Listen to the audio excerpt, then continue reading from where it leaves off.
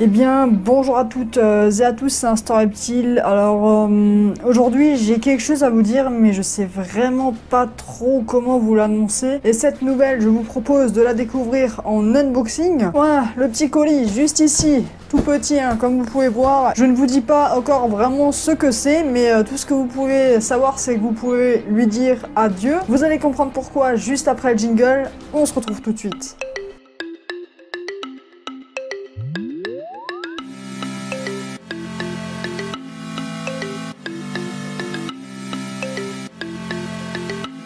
Pour cet unboxing, je n'utiliserai pas de couteau à steak, j'utilise ce genre de couteau, je sais pas du tout ce que c'est. Dites-moi ce que c'est comme couteau, je sais pas, couteau à beurre ou autre, j'en sais absolument rien. Voilà, c'était la petite parenthèse inutile de cette vidéo. On va commencer à ouvrir le colis, c'est ce qui vous intéresse, je pense, et c'est ce qui m'intéresse également. C'est marrant quand même parce que...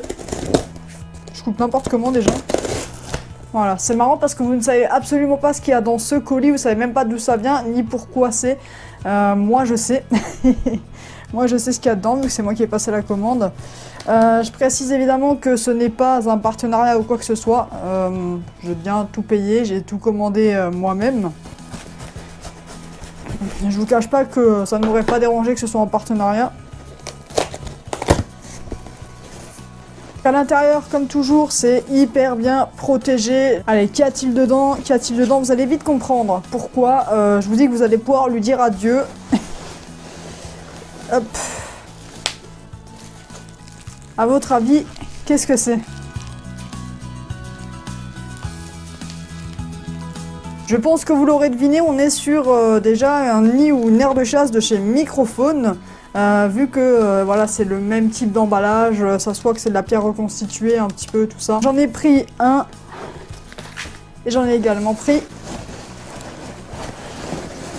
un deuxième, voilà, donc j'ai pris 2 fois le même nid, vous allez comprendre pourquoi. Avec les 2 nids, j'ai également pris d'autres petites choses, on va regarder ça juste après. On ouvre le premier.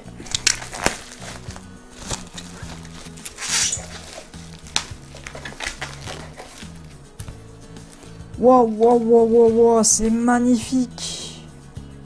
Alors là les amis, je vous explique un petit peu, on est sur un nid horizontal MG de chez Microphone en pierre reconstituée.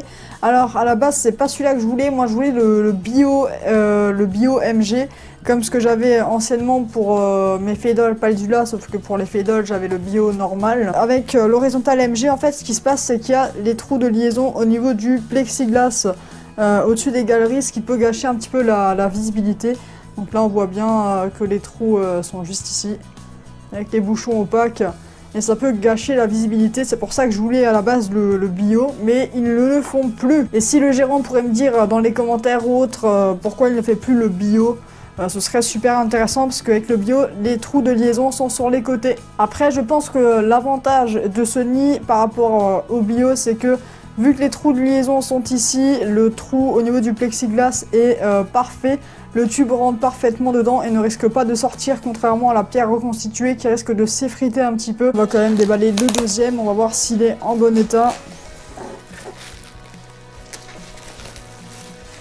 Hop, et il est en parfait état. Ce qui est vraiment pratique sur ce nid, c'est qu'il y a 2 endroits pour gérer l'hygrométrie. Ça veut dire qu'on peut vraiment choisir si on remplit les 2 ou si on n'en remplit qu'un seul ou même aucun. C'est vraiment sympathique et je vais maintenant vous expliquer pourquoi j'ai commandé ces 2 nids sur Microphone. Comme vous le savez, les Messar Barbarus sont déjà depuis un petit moment dans ce nid-là qui vient de chez Fourmium à la base. C'est un nid en plâtre résiné, je vous en avais déjà parlé plusieurs fois sur la chaîne. Je vous avais même expliqué que j'ai eu pas mal de problèmes avec l'espacement qui se crée au niveau du plexiglas, donc la colle qu'ils ont utilisée ça ne tient pas bien. La vitre, le fait qu'elle soit pas fixée, elles entassent leurs déchets au niveau de la vitre, ce qui fait ça commence à la surélever légèrement. Un autre problème aussi c'était le système d'humidification qui n'est absolument pas au point, ça veut dire que quand on verse ça va partout, c'est vraiment pas pratique pour gérer l'humidification. Et le gros point négatif aussi c'est le bouchon de liaison qui ne tenait absolument pas. Si je change dans l'immédiat et si je suis content, c'est pour ça aussi que je vous dis qu'on peut lui dire adieu, c'est que ce nid j'ai eu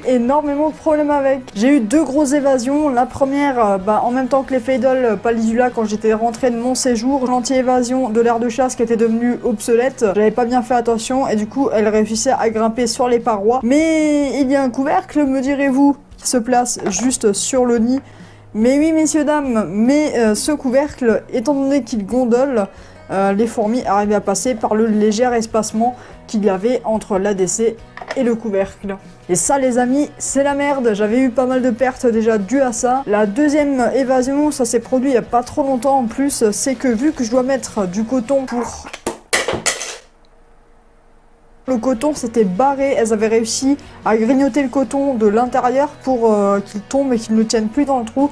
Et du coup, je me suis rendu compte assez tard qu'il y avait pas mal d'évasions et j'avais peur même à ce moment-là que la reine se soit évadée avec. Heureusement, non, il y avait encore pas mal d'ouvrières qui étaient restées dans le nid. C'est pour ça que j'ai absolument envie de les faire déménager maintenant dans un nouveau nid. Je ferai le déménagement dans une prochaine vidéo où on déménagera les Messor Barbarus dans ce nid-là. En tout cas, j'aime bien quoi. La qualité de microphone est vraiment top. On voit que c'est des nids solides. Personnellement, j'ai quasiment jamais eu de problème, mis à part avec l'air de chasse Crystal Park où mes Feddle avaient grignoté le joint. Parce que pour 40 €, honnêtement, ça vaut pas du tout le coup. Je vous conseillerais plutôt d'aller sur Microphone et d'acheter un vrai nid en pierre reconstituée qui vraiment tiendra beaucoup plus longtemps. Je remercie encore une fois JMant, c'est lui qui m'avait offert ce nid, donc le nid en plâtre résiné. Il me l'avait offert avec une colonie anciennement qui n'avait pas survécu, donc c'était une colonie Nicobarensis aussi. Voilà, je le remercie 1000 fois. En tout cas, merci pour ce nid. Il m'aura bien servi, il m'aura bien posé des galères aussi. Personnellement, voilà, ça m'a permis de le tester aussi, d'avoir un petit avis et de pouvoir en parler un petit peu aux autres. Pour la suite, donc là, on a un pack de graines que j'ai commandé chez Microphone. Alors, faut juste savoir que des graines, vous pouvez donner des sachets de graines pour oiseaux, ça marche très bien aussi. Du tube de liaison pour pouvoir justement faire mes déménagements et pouvoir relier potentiellement des nids ensemble. Un autre tube de liaison qui me paraît vachement gros, attendez voir. Ah bah si, je me suis trompée.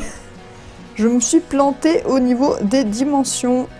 Est-ce que celui-là il rentre? Ouais, ça va, celui-là il rentre. Au moins un tube sur les deux qui fonctionne. Au pire, celui-là va me servir à faire des raccordements comme ça. Normalement, j'ai encore pris autre chose que je prends à chaque fois dès que je prends un nid. Pour moi, c'est presque obligatoire. Si c'est possible d'en mettre un, j'en mets. Et c'est évidemment, dès que je les aurai trouvés, j'ai oublié de les commander. Je vais faire ça comme ça. Il n'y a pas les couvercles des nids.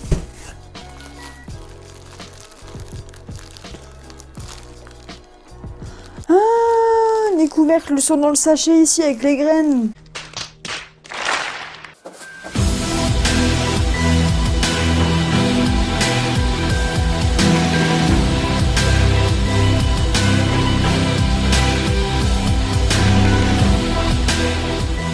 C'est vraiment hyper bien protégé.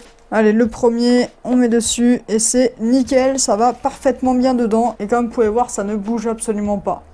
Au niveau des graines, j'ai vraiment voulu tester un petit peu des choses différentes de ce que j'avais avant. Le quinoa, c'est très important pour les Messor parce que c'est des graines qui vont contenir énormément de protéines et c'est vraiment très très bon pour elles. J'ai aussi repris de la laitue blanche parce que j'ai remarqué qu'elles adorent énormément ce type de graines. Sinon, au niveau des nouvelles graines, on peut retrouver du tournesol blanc. C'est vraiment conseillé pour les colonies où il y a déjà des gros majors qui vont vraiment réussir à casser ce type de graines. Des graines de Niger, de l'œillette bleue, et aussi du sésame. Encore une fois, n'hésitez pas à me dire dans les commentaires si ça vous intéresserait qu'on teste ces graines en vidéo avec les Messor Barbarus. N'hésitez pas à checker les liens en description. N'hésitez pas à lâcher un gros pouce bleu si la vidéo vous a plu et si vous souhaitez voir le déménagement des Messor vers le nouveau nid et le test des nouvelles graines. Sur ce, c'était Instant Reptile et surtout n'oubliez pas, avec Instant Reptile, détendez-vous rien qu'un instant. Salut. Ça n'a rien à voir avec le tournesol noir. Absolument rien à voir.